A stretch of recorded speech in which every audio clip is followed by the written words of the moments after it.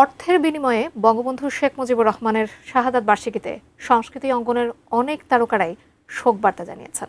এমন সমালোচনায় এখন সয়লাভ সামাজিক মাধ্যম। ভাইরাল হয়েছে অর্থ লেনদেনের ব্যাংক স্টেটমেন্টের ছবিও।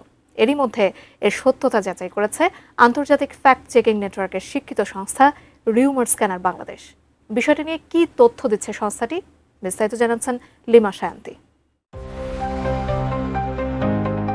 15ই আগস্ট ছিল বঙ্গবন্ধু শেখ মুজিবুর রহমানের 50তম মৃত্যুবার্ষিকী। 1975 সালের এই দিনে রাষ্ট্রপতি থাকাকালে সপরিবারে নিহত হন তিনি। বিগত বছরগুলোতে আওয়ামী লীগ ক্ষমতায় থাকাকালে স্বাভাবিকভাবে এই দিনটিকে রাষ্ট্রীয় শোক দিবস হিসেবে পালন করা হলেও এবার ভিন্ন প্রেক্ষাপটে এলো 15ই আগস্ট। গত বছর 5 আগস্ট ছাত্র জনতার গণ অভ্যুত্থানে আওয়ামী লীগের পতন হওয়ার পর বর্তমান অন্তর্বর্তী সরকার দিবসটি বাতিল করে।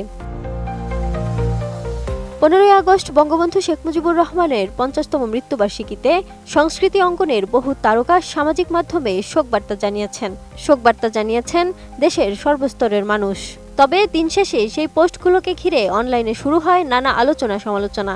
দাবি ওঠে নির্দিষ্ট কিছু তারকাকে অর্থ দিয়ে শেখ মুজিবকে নিয়ে সেসব তারকাদের সামাজিক মাধ্যমে পোস্ট করানো হয়েছে।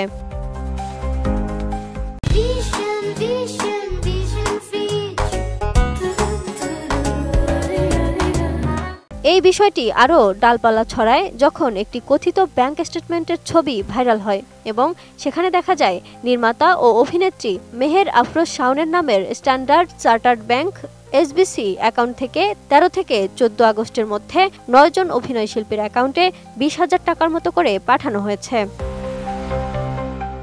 বিষয়টি থেকে তারকা মহল থেকে ভক্তদের মাঝে তীব্র আলোচনা তৈরি হলে বিষয়টি যাচাই করে আন্তর্জাতিক ফ্যাক্ট চেকিং নেটওয়ার্কের স্বীকৃত সংস্থা রিউমার স্ক্যানার বাংলাদেশ।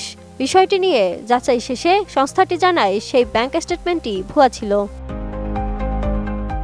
সংস্থাটির তদন্তে একাধিক অনিয়ম ধরা পড়ে। এর মধ্যে উল্লেখযোগ্য হল স্টেটমেন্টে দেখানো অ্যাকাউন্ট নম্বরটি 13 সংখ্যার হলেও সেই ব্যাংকের অ্যাকাউন্ট নম্বর মূলত 11 ডিজিটের। এছাড়াও যাচাই করে এই নম্বরের বিপরীতে কোনো অ্যাকাউন্টের অস্তিত্ব পাওয়া যায়নি। সঙ্গে লেনদেনের তথ্যকেও অস্বাভাবিক বলছে রিউমার স্ক্যানার।